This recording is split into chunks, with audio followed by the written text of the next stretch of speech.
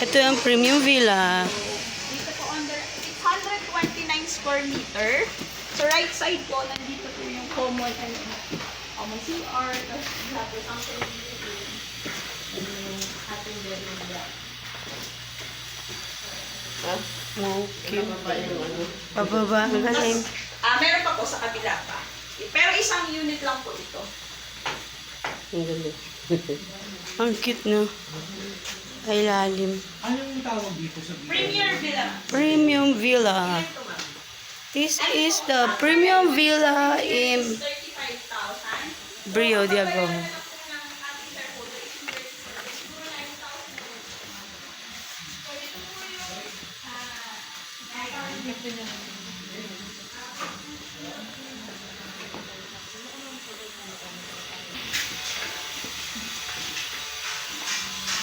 Ay, sorry.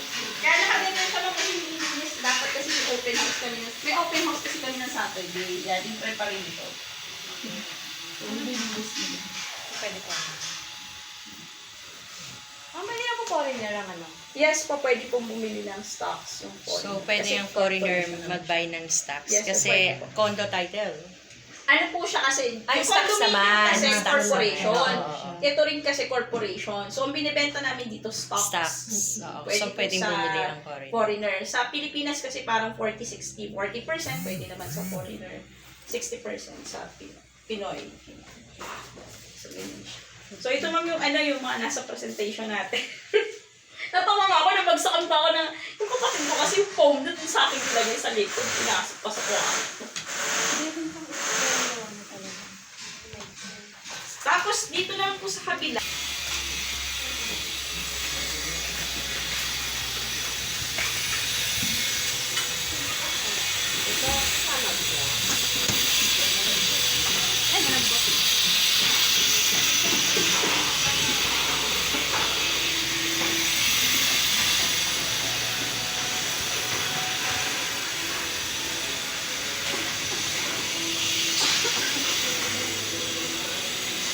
Ito naman kami yung,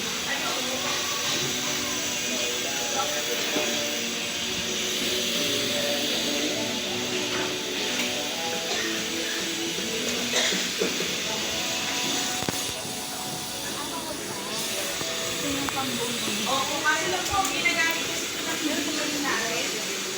Oh, pero, kaya hindi natin sa makapit. So, ito naman po yung loft villa. Ma'am, hindi lang natin mapasok kasi ginagamit siya ng engineering. So, ito po, naka-turn siya. May sarili din po siyang plant pool. Ito yung pinakamalaki. Opo. Yung 40,000 per night, ma'am. Kasya naman po dito 15. Pag sa loob naman, ma'am, meron kasi yung second floor pa, yung parang loft. Benta, pwede. Hindi niya magamit, benta niya. Kasi sa 3 araw din 220 agad. Pag nabenta niya. Ilang capacity nito mo? 15. 15. Yun doon sa maliit. Sa mga 10 po. Mga 10. Pero di naman sila strict. For example, may mag-stay more than 50. Depende. Kasi yung...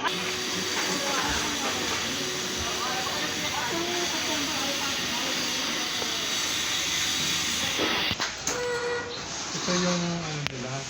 May picture kami. Na, Apo, ito po yung floating villa.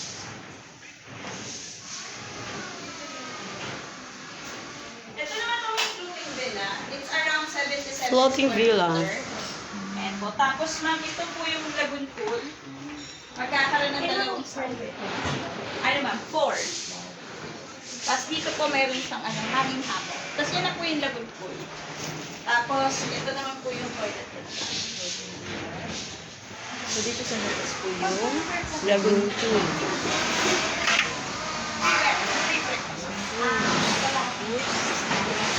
Magiging lagoon pool ko ito. Ito ang pool niya. Opo, Mahaba. basta free try. For po sa lahat ng shareholders pala.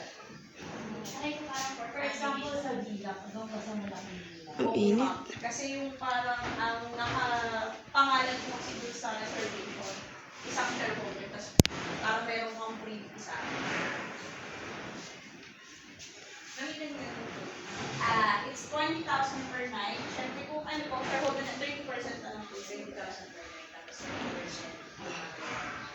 $20. 6,000 na lang.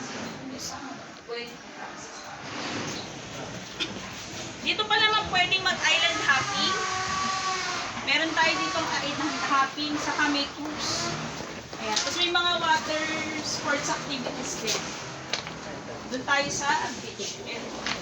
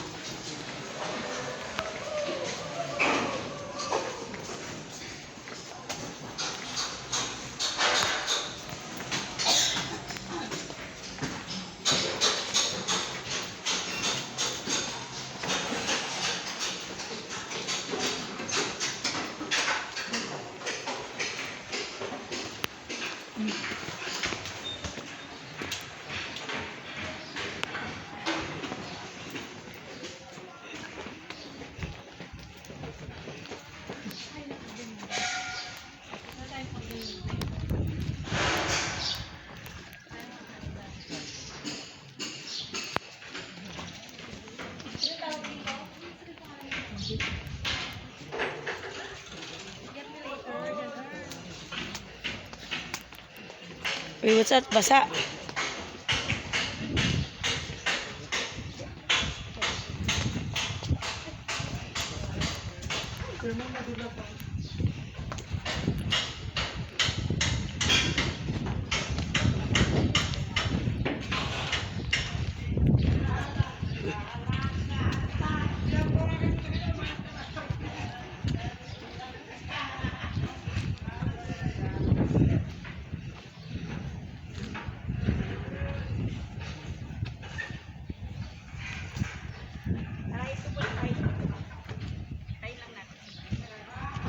Ayan po yung agoho tree po yan. Para siyang 5D, pero actually it's agoho.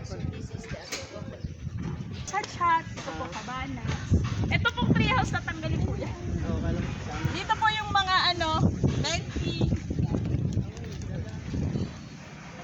Yung mga tenting dito, provided po lahat ng resort. Basta lahat ng mga facilities, Uy, kasarap sa Ay. high tide. ayan. So, pinakamalapit pong sa atin is Potipot Island. So, kapag nag-stay na po sa resort, may mga activities tayo. Pwede pong mag-jet ski, banana boat, tapos meron pong island hopping. Ayan, may ano na sa kabila. Yes po, kasi marami rin pong island dito na malapit. So, parang din sa El Nido, kung nag-El Nido si Kirby na yan, maraming island. Maraming island doon pupunta. Pwede na lumabas dito, ma'am? Ayaw, nakasara mo pero pwede siyang Churan. yung po, dagat swimmable po siya, lagi naman nag-swimming dyan. Yung niya ma'am, hindi rin siya, hindi siya mabato.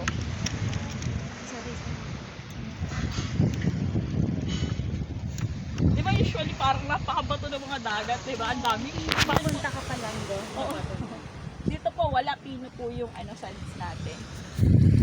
Medyo, ang lang dyan ma'am, inaayos namin kasi pag parang lumalalim, inaayos namin na dito pa lang mababaw. Dito tayo parang